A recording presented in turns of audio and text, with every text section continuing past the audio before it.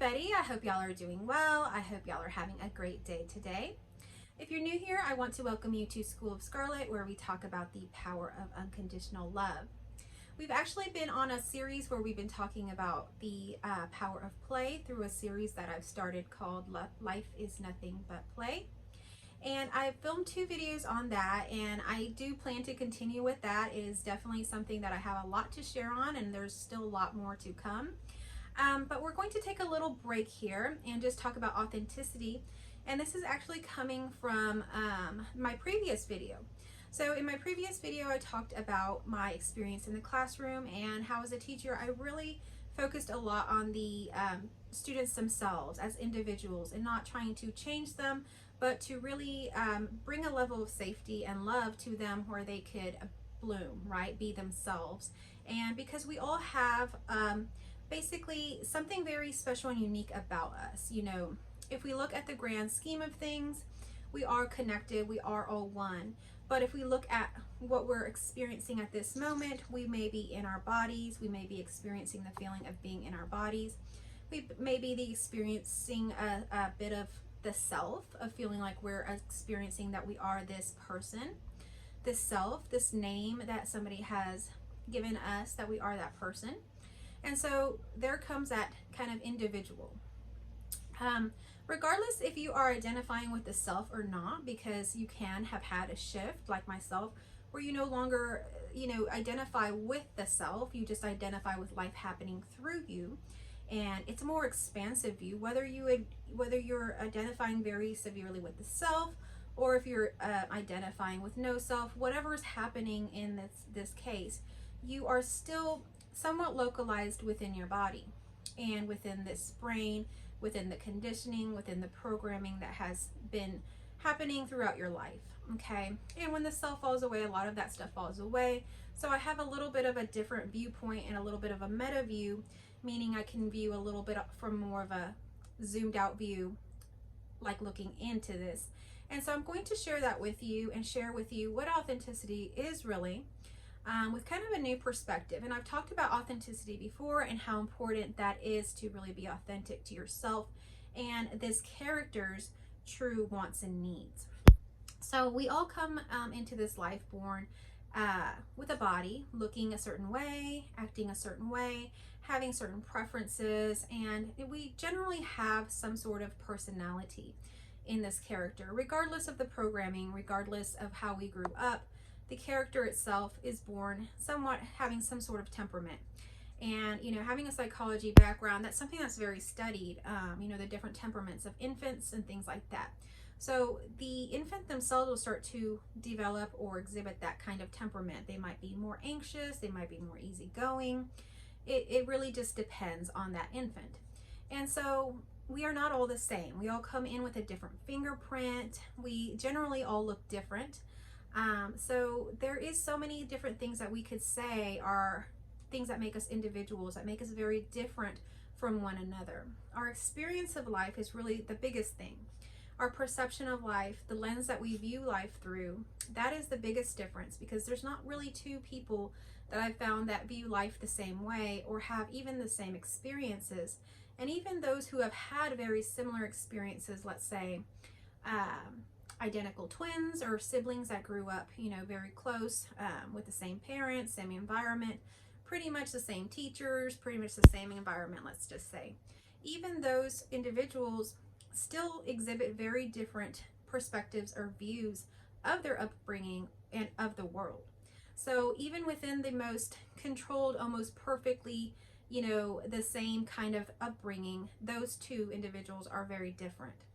So that's all to say, each one of us is an expression of infinity. So we are expressing a different form of the divine, of what we want to express, which is the infinity of everything that there is. So when you love life, when you love, let's say, nature, or, you see the divinity in somebody else, you're seeing that uniqueness, you're seeing that authenticity, and that's what you're loving.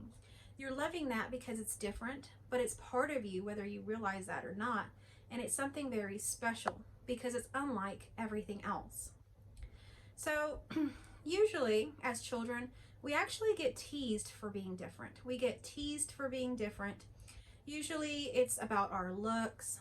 Sometimes it's about the way we behave, maybe our social conditioning, maybe our social way of being. Maybe we were born and we are more anxious, or maybe we were born into being more outgoing or easygoing.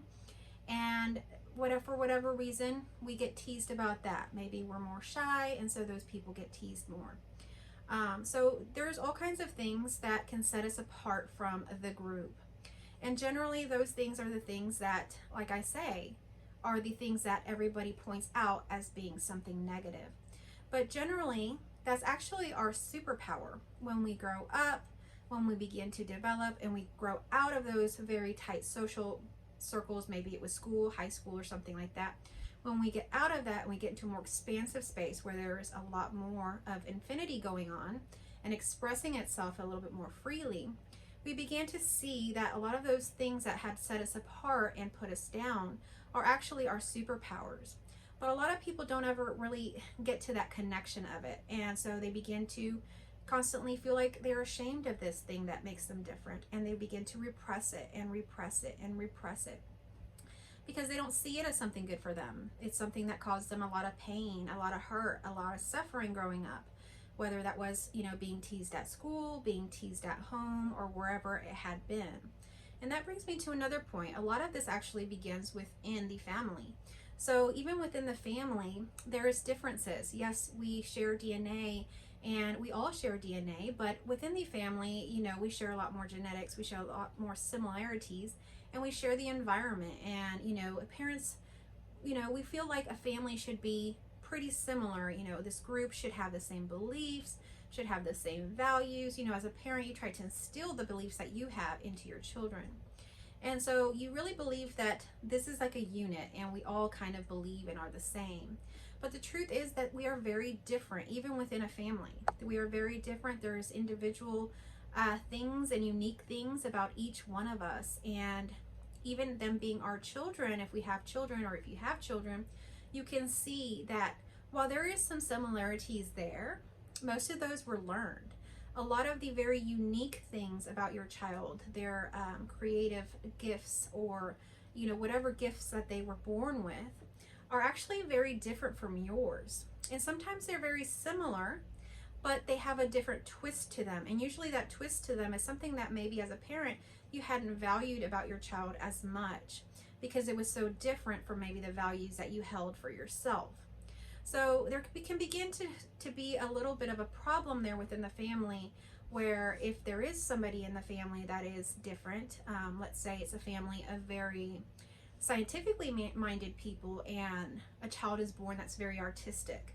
And so their gift is really art. They are very creative, and let's say their art, they like to paint or draw and things like that. Well, that's not very valued in that family. So in that scientist family, they really see the artistic child as not very valuable. They might tell the child, stop playing games, come over here and work and learn something that's actually valuable. Come over here and, actually study something worth something. And so what that begins to do is diminish the value that individual holds for their gift, and it's not very valued. But let's say that child, that same artistic child, was born into an artistic family. And in that artistic family, that was very valued. The parents were artists, they painted, they knew art, they valued art, they placed a lot of love and attention on that. So when their child begins to paint and they have that artistic ability, all of a sudden they are praised. They are they are just seen as the ultimate artist. Oh, our child is an artist. We are artists. Our child is an artist. He's wonderful. He does amazing work. Look at how he paints. He's going to be the next Picasso, whatever it happens to be. So if that child had been born into a family where art was valued, creativity was valued, that child would have been raised up, would have been praised and loved for that. Whereas in the scientific family, that child is really seen as something that is not needed, not valuable, not useful in this family. And whether the parents realize the damage or not that they can do by really doing this, by, not paying attention to that child's particular gift, just paying attention to their gifts, it can really begin to create like that shadow of shame that I've talked about in other videos. So I have a video about shame, and it goes very closely along with this, because what happens is when the parent says, you know, why don't you study something that's worthwhile? Art's just play. Art's not going to do anything for you. So when that's said to that child, that begins to really build that shadow of shame of saying, oh, well, art's no good. I love art and that's no good, but I am artistic, so now I have to hide that part of myself. And it becomes a psyche or shadow that kind of gets hidden away, and you try to repress, but at the same time it keeps bubbling up, because it is who you are. It is part of infinity wanting to express itself in art. So while infinity wants to also express itself in science, it also expresses itself in other people in other ways, whether that's art, whether that's music, whether that's, you know, studying insects or studying the ocean, or, you know, or being super interested in cars or motorcycles. There is all kinds. And so that is the beauty of infinity, that it has and welcomes and accepts everything. But what begins to happen is this ego thinking that we are so much better because we are scientists and we are the top of the line scientists, and we work for NASA and we do this or whatever it happens to be. So we begin to think that that is the ultimate value, and we begin to diminish the value of anything outside of that. And so that's where the problem begins, because all things are accepted. Everything is valuable. Everything is beautiful. It just depends on who is valuing it. There is always someone that's going to value whatever it is, whatever gift you have been given. So it's important to showcase that gift. It's important to cultivate that gift and allow it to shine. It is part of who you are as this expression.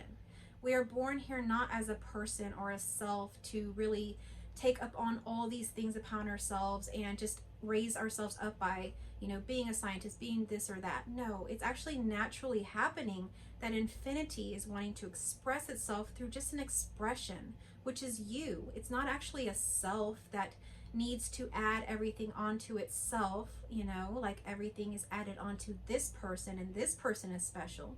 It's added onto everything. It's seen that everything is beautiful.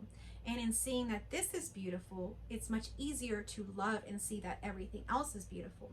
So it really starts with within. And it's really cliche to continue to hear say this, but it's really true. Everything happens from within. And when you begin to accept and love your gifts and the parts of you that you've maybe repressed or you've thought isn't so great, just pay attention to your body, your intuitive nature. What begins to bubble up for you? Are you wanting to play? Are you wanting to paint? Are you wanting to express yourself? Are you wanting to be out in nature? What is coming out for you as a desire?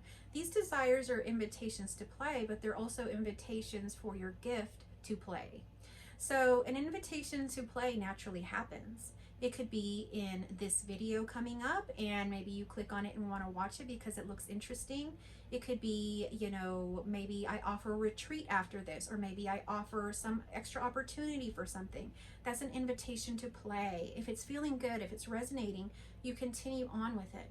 Same thing will happen within you for that gift. So if I have a gift of singing, you know, and I'm repressing that because I've heard, you know, oh, you're really not a good singer, you know, and maybe you've sung somewhere and somebody laughed at you. And this has happened to me, actually. I really like to perform, but I'm not the best singer, although we can all sing, and singing doesn't necessarily always have to be the prettiest voice. To sing is just an expression. It doesn't matter how it sounds. Of course, some people sing beautifully, and that's beautiful. But anyhow, let's say somebody is singing and they're not singing that well or whatever, and someone makes a comment, and it just keeps happening, or it could just even happen once, and that person begins to repress themselves to say, hey, I'm not going to sing anymore because every time I sing, people make fun of me. Every time I sing, people say I don't sing well. So what begins to happen is that person stops singing and they don't sing anymore. And so what happens is that maybe that is part of their expression's way of expressing itself. It wants to express itself through singing. So what will happen is that person will really repress that. Maybe they're at a concert, or people are singing, or they're, you know, at a musical or something, or that, you know, they're somewhere where music is playing and they really get this bubbling of wanting to sing. But at the same time, there's this voice in the ego repressing it, the shadow saying, no, you're not going to sing. Every time you sing, something bad happens. So it represses it, and you can never really sing, and you can never really express your gift. So this begins to happen, and it's just something to pay attention to. The topic's actually coming out of my previous video and some questions and some people dealing with that part of themselves even after a shift. So even after a shift has happened, let's say you've had an awakening, a spiritual awakening of whatever kind, or you've realized non-duality, or you've realized, whatever, you've had, a psychological shift, or maybe you've gone through therapy and you've really worked on yourself and things have really shifted for you. Well, you're going to begin to really notice a lot of these things. You're going to have a lot more of that bubbling up of your true and authentic self wanting to come through. When you've had a non-dual shift, usually it just happens because there's nothing for it to cling to anymore. There's really no ego there or person or self that cares or wants that. But generally, it could still be a struggle because there's conditioning and there's programming that are very strong within the person. And I still experience some of that, where I find myself doing certain things and realizing it's all based on conditioning what I'm doing. But it's seen a lot easier, right? So that's what begins to happen. And so with these people that were reaching out, they've had that experience. They're a lot more aware of themselves actually not holding themselves back from their authenticity, because they can see their authenticity and their desire for it, or it wanting to naturally happen, but there's still something blocking it. And so what's still blocking it is that ego really just still talking and saying what it wants to say. And those thoughts or whatever the ego has to say isn't true. It just is making up its own narrative, words, and things like that to help itself stay in the same place, because it's the most comfortable place and it's the best place it thinks for the person. But what the person doesn't realize is that it's safe. Everything is okay. And even greater than that, everything about them, all these things that they don't feel safe to let out, are actually things that are unconditionally loved even before you were born.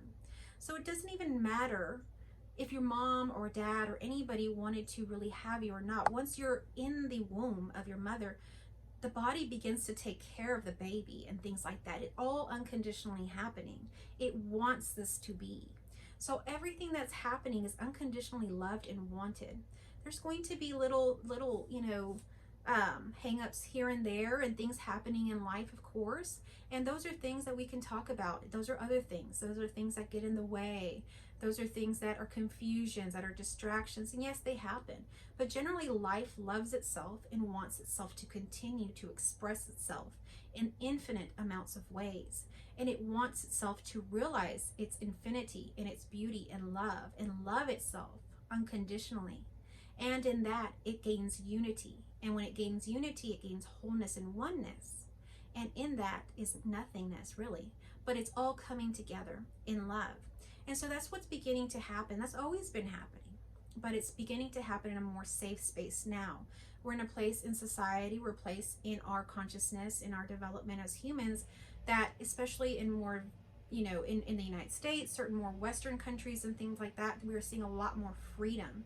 Even being able to speak on here on YouTube and make videos like this is a great, great freedom.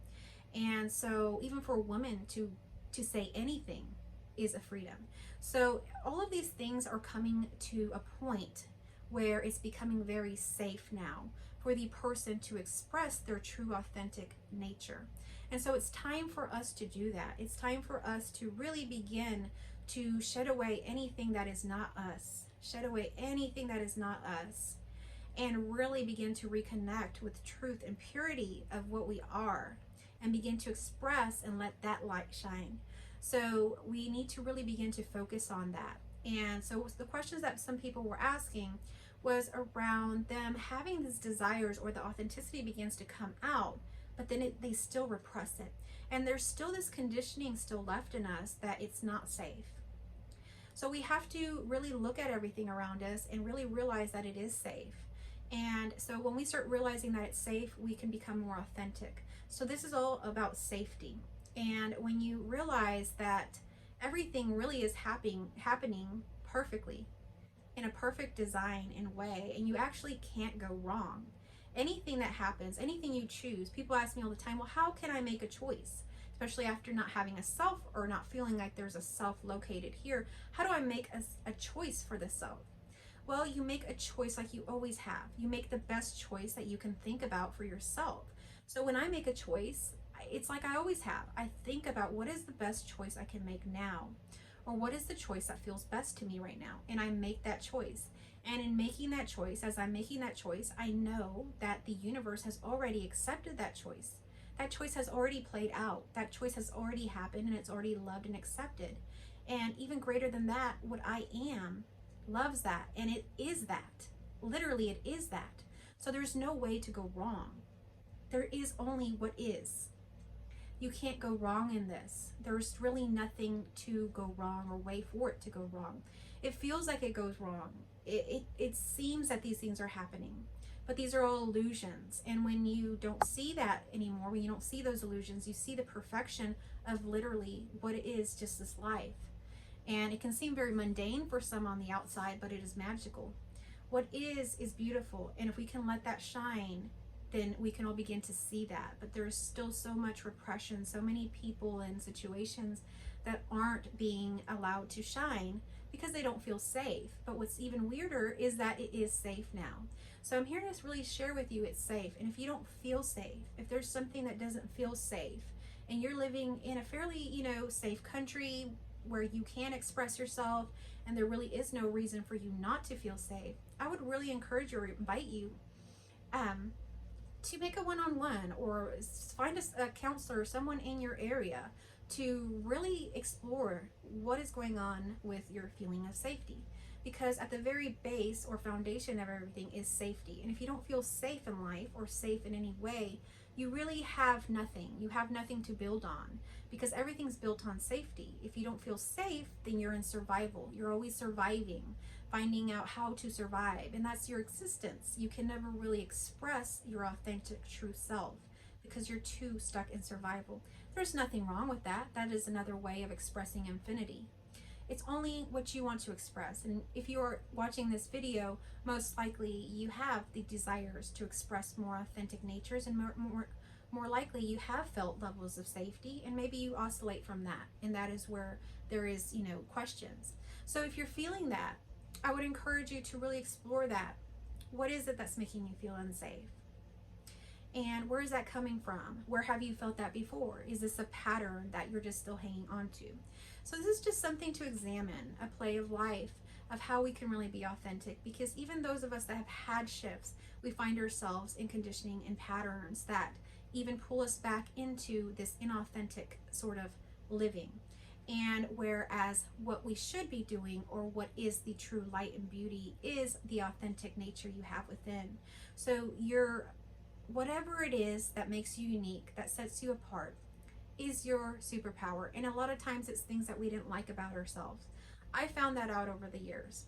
A lot of things that, I didn't really like about myself, like I mentioned before, a lot of times I would sit apart, I would observe people, I would basically stare at people, I would study human nature, I would watch movies and try to understand, why do people choose this or do that. All of that now has become my superpower. But back then, it was something that kind of made people make fun of me or set me apart. They wanted to know why I wanted to be alone. They wanted to know why I didn't want to be with them. They wanted to know, why was she so quiet? Why was she always thinking or writing? Well, that became my superpower, okay? Because in doing all of that, that was what I loved to do. That is what I naturally was doing. And in that, I learned a lot about human nature, and that is where my desire and love of going to school for psychology, working in all this social work and counseling and teaching and all this stuff, that's where all of that is happening. So my desire or my special gift that was deposited in me before I was born was that. And it does come somewhat from my DNA, from my family, because a lot of them do things like that similarly. But all of this was to be expressed, but if I had really repressed that so badly, if I hated that part of me so badly, I really would have never engaged with people. I would have never went to go counsel people or to help people, to even talk to people. I would have had such a negative mindset with them. But it didn't get that far infiltrated with me. I didn't really let all of that teasing and stuff get that far, but for some people it has. And that's where we have to revisit safety and just seeing that we aren't those children anymore in the playground, or those children at home that aren't being valued because their gift isn't necessary or wanted in that home. We're not those kids anymore. We're in a more expansive space. We're not in the little fishbowl, okay? We're in the ocean now, and those gifts are valued by certain groups and people. So it may be that you have realized your gifts, or you have realized your true authentic self, or the infinite gift that you have been giving, that you are expressing as a form of infinity. You may have realized that now, but maybe you're realizing that you have this gift, but you are still in this fishbowl. You still live at home, maybe with the same people that never will value those things because they don't need them. They don't work for them. That's not what they need. So you're still in that fishbowl of really living with a gift with a bunch of people that don't value that gift because they don't need it. It's like selling ice to Eskimos. That's like a saying they say when you're a really good salesman. But I see it as also, how are you going to even do that, really? Why even try to sell ice to Eskimos if they don't need it? Why not try to get that ice and sell it to someone who wants to, who's in extreme amounts of heat and wants some cool drinks or something? Why not really find those groups of people that actually value your gift? So if you're now an adult and you've come out of the stage of programming and all of this that we grow up in, it's time to really look at those gifts and start seeing, where are they valued? Are you getting into relationships? Are you getting into work situations that actually value your gifts? Because if they don't value your gifts, you're going to be deeply unhappy, and also they're not going to be very happy with you either, because you're going to want to be expressing your gifts. Let's say you're trying to be a scientist like your family, but you're still very artistic because that's your gift, and you go try to be a scientist, and in that realm, you get a job, and yet you're taking all this time designing and decorating all these things where they just want it black and white.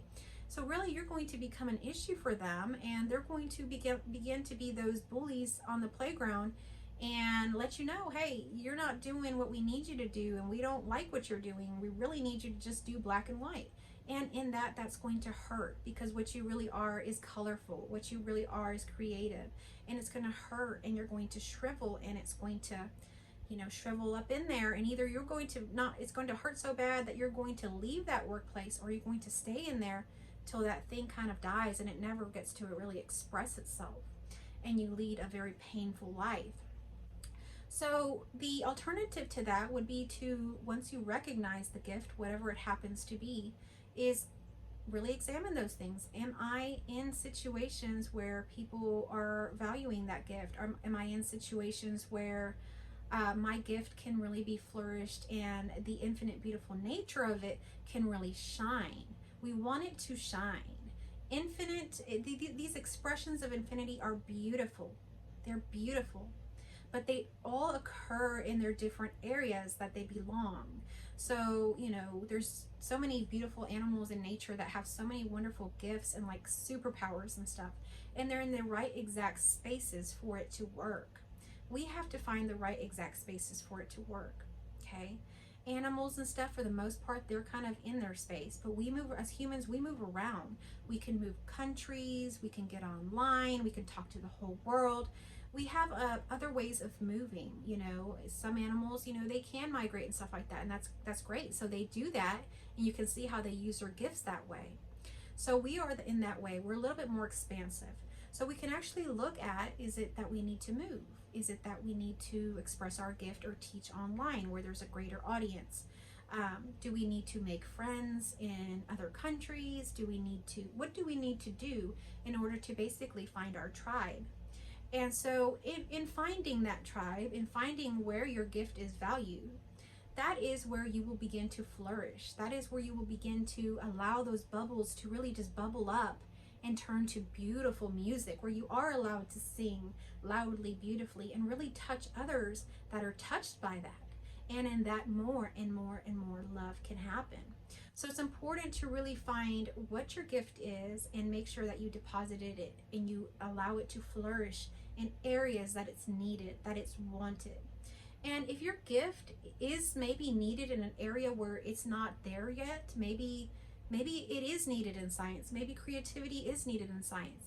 If you are that brave, infinite soul that will, come into these spaces and bring the light there, that's beautiful. You have to really follow your heart, where it's taking you, what you feel you should do.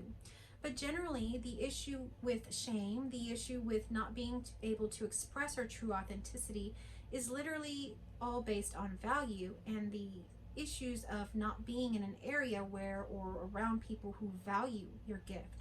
Because we all have a gift. Infinity has given us all gifts, and they're all very unique and special to each one of us, and they get developed and they're very special.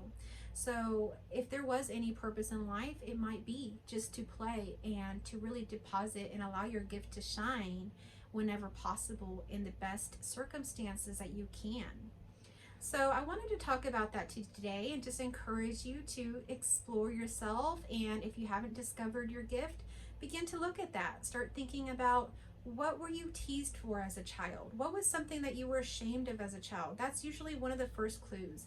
And usually that is where your gift is. And your gift will begin to open up for you. If you know what your gift is already, then you know. And then you can ask the second question, is my gift being valued? Is it shared among those that will value it?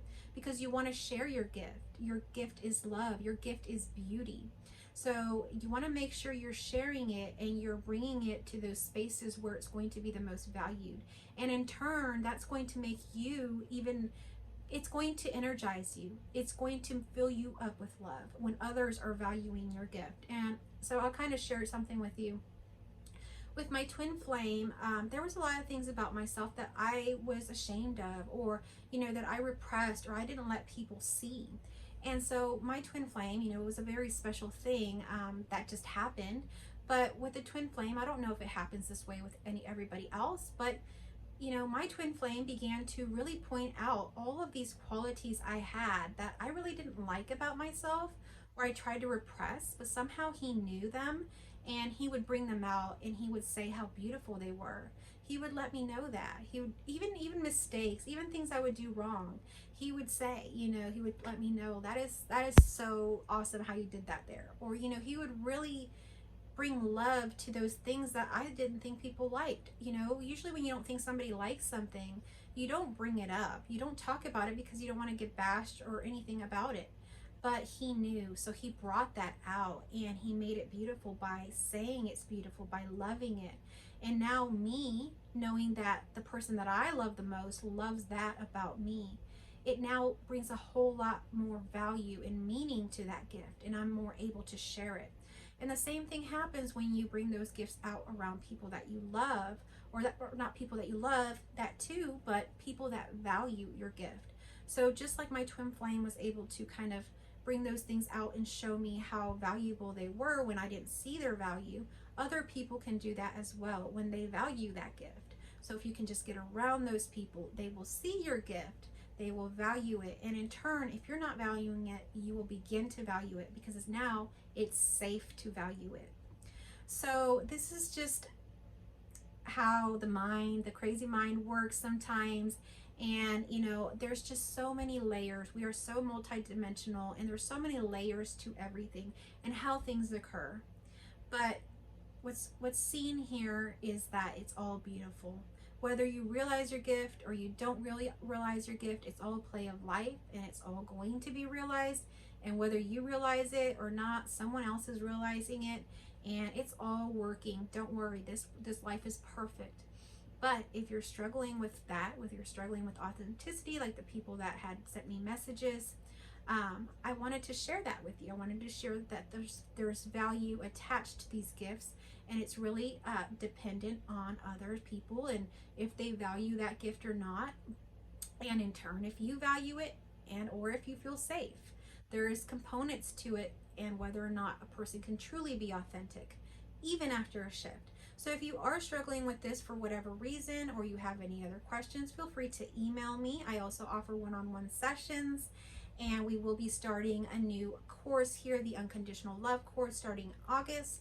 We will be starting here really soon. We have one space left, just so if you are interested, please give me an email, and we can talk about that and see if we can get you in there. So thank you so much for watching. I want to really reach out and thank all my new subscribers, all my new viewers that have come through. If you're a new viewer and you haven't subscribed, please subscribe to my channel. I would love to have you here and really discuss all of these beautiful topics with you. I hope y'all have a good rest of y'all's day, and you come back soon. Thanks for watching.